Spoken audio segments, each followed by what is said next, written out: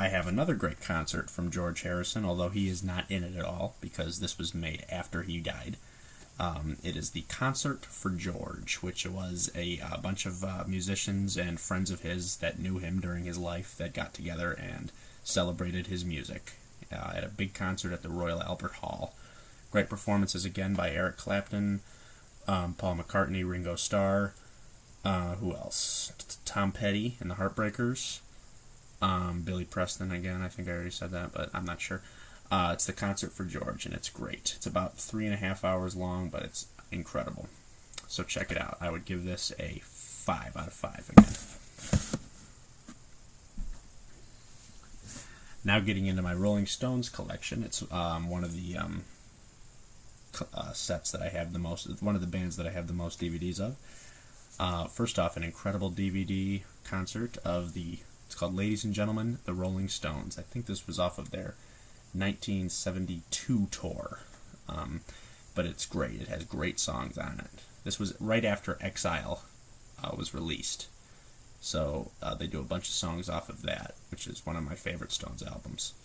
So I would give this concert a 5 out of 5. It's perfect.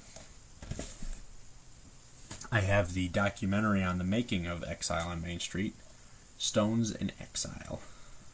It's a pretty interesting documentary, although it only includes Mick Jagger, Charlie Watts, and Keith Richards telling the story. Mick Taylor's nowhere to be found, but what are you going to do? So it's a pretty good documentary overall. I would give it a 4 out of 5.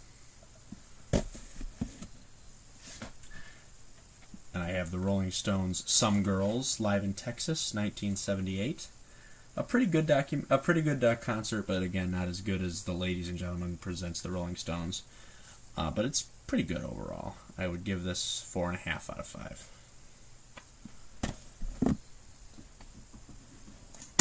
I have the, I'm not sure if this is brand new, but it's fairly new. It's the Rolling Stones' "Charlie Is My Darling" in Ireland, 1965. One of the concerts that they had right before they came to America. It's in black and white. It has Brian Jones and Bill Wyman and all the original members. So it's a pretty interesting documentary. I'd give it 4.5 out of 5. One of my favorite movies of all time on Blu-ray, the Criterion Collections, "Gimme Shelter" by David and Albert Maysles. It's the Rolling Stones' concert at Altamont, which turned out to be a complete and utter disaster. But it is an amazing documentary captured here, so you got to see this movie. It's one of the best documentaries ever made. I would give it a 5 out of 5. The Rolling Stones' "Let's Spend the Night Together, the Greatest Hits Live," which is a concert. I'm not sure exactly where it is, but it's in a great big sports arena. See, I'm not sure exactly where it is. It doesn't say right here, but it has a bunch of great performances on it, and I would give it a 5 out of 5. It's great. I have the Rolling Stones' "Rock and Roll Circus," which was originally released on TV, and it took a while for it to come out on DVD, but I got it the second that it did. It's got, obviously, great performances by the Stones, but also The Who, John Lennon, and the Dirty Mac, even though I'm not that big a fan of Yoko's screaming, Jethro Tull, and Taj Mahal. So it's a great, great concert. I would give it a 4.5 out of 5.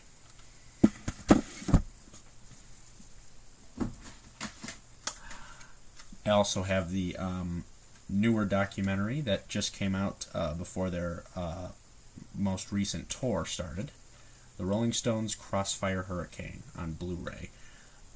It has audio of the Rolling Stones telling the story with obviously archive footage. I would give it a 4.5 out of 5.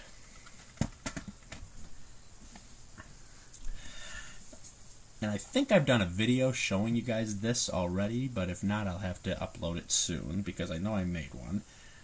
It is the Rolling Stones' "Sweet Summer Sun" Live at Hyde Park Collection, which is off of their most recent tour, 50 licks and 50 years and counting.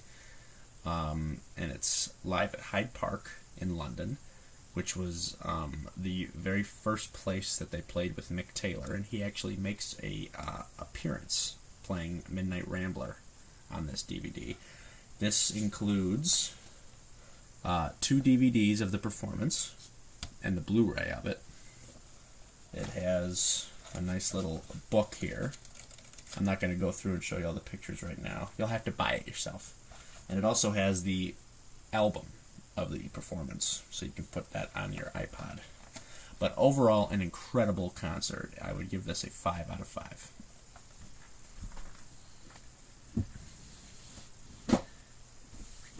Now, this band I have the most DVDs of, I believe, and it's The Who. Starting off with The Who, Tommy and Quadrophenia Live. Both albums being performed live in its entirety. Obviously at separate venues, but they're pretty good performances. They're not the best that The Who has done on DVD, I believe. Mostly because they have a bunch of guest stars that come up and sing the songs. Some of them are really good, but some of them kind of steal the stage, kind of like Billy Idol, who I'm obviously not a big fan of musically, but he comes on Tommy playing Cousin Kevin, and he kind of steals the stage by making a really big rock song. Cousin Kevin's not one of my favorite songs on Tommy. And then he's in Quadrophenia. He plays Keith Moon's part as the bellboy, and he kind of steals the stage again, too, making it all about him. So overall, it's a pretty good performance, though. I would give it a 4 out of 5, both shows.